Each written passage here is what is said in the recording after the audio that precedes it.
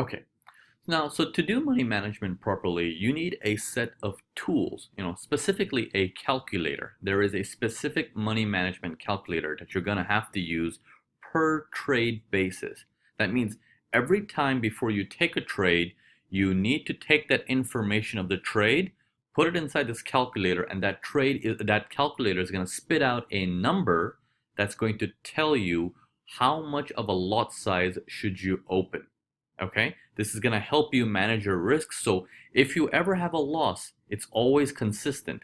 Okay, so for example, if you're trading one standard lot on trade number one, okay, and you have a stop, one standard lot is approximately $10 per pip.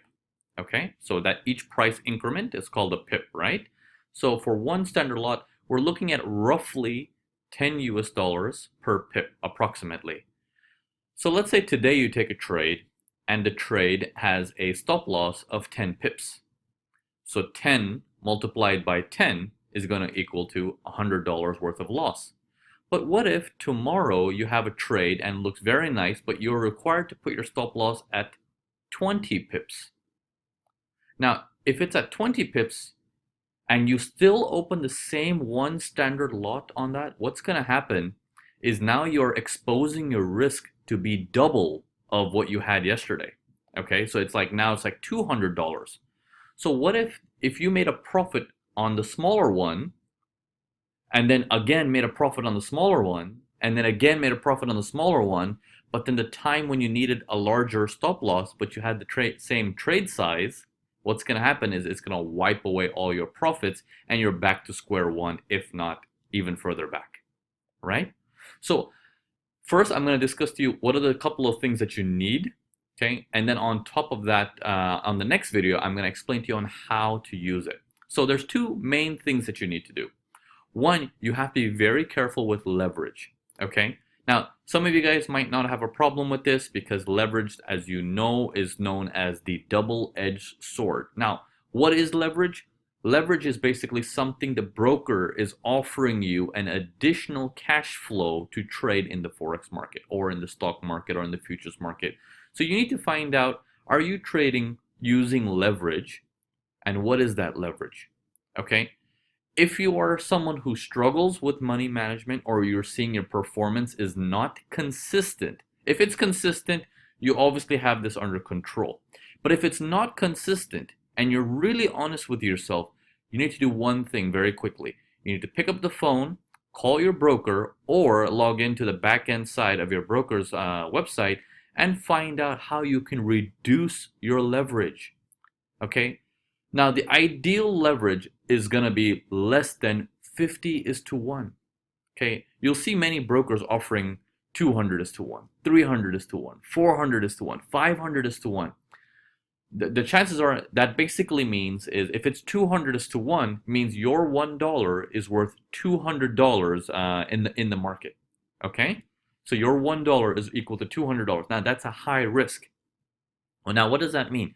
You can open a bigger trade, and when you profit from that, you get to keep the whole amount. But when you lose from that, you lose at that bigger size as well, and they take it from your account. So it has, that's why they call it a double-edged sword. If you're right, it goes in your favor, but if you're wrong, it goes against your favor. And money management is all about controlling what can go against you. It's not about what you can do to make the most money as quick as possible.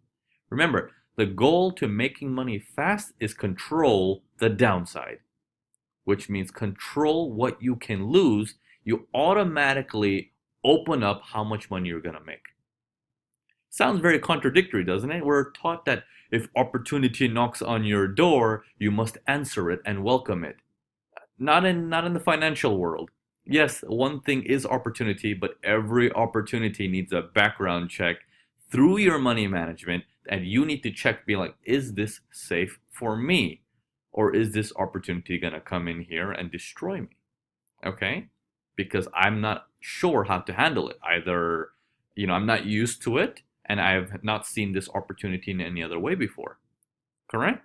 So you need to use your money management. So the first thing is make sure your leverage is at least 50:1 and lower. Maximum 50:1 or lower, which means you won't be able to open a trade size even if you wanted to that's too large. Okay. If you're already below 50:1, don't raise it to 50:1. What I mean to say is maximum 50:1, keep it lower if you can. This will help you that if you're trying to take a large position size, you're trying not to go beyond a couple percent of your account, okay, in terms of a single loss. The broker won't allow you to open a position that's that big, okay? So this will automatically protect you for stage 1. Now, the next thing that you want to do for stage 2 is get a calculator. Now, this calculator that I'm talking about can be easily found. I'm going to show you here. What you want to do, you can go up to Google and simply just type in position size calculator as I've typed in here, and it will spit out a bunch of results. Now, for the sake of this example, I've taken the first one, which is my FX book. It spits out a calculator like this, which you can choose what is your account currency, if it's in US dollars or any other dollars.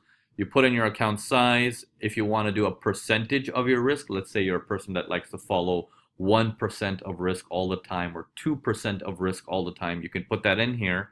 But you can also switch it with money, which means, according to the money management course you're learning, you're looking for what is your number, and you divide it by 3, and that number is the number that goes into here. You put in that number into here, and then you put in your stop loss, you choose your currency pair, and you calculate. So let's proceed on to the next video. In the next video, I'm going to show you how this works and how you want to use it to the best of your ability. Okay? So let's proceed to the next video.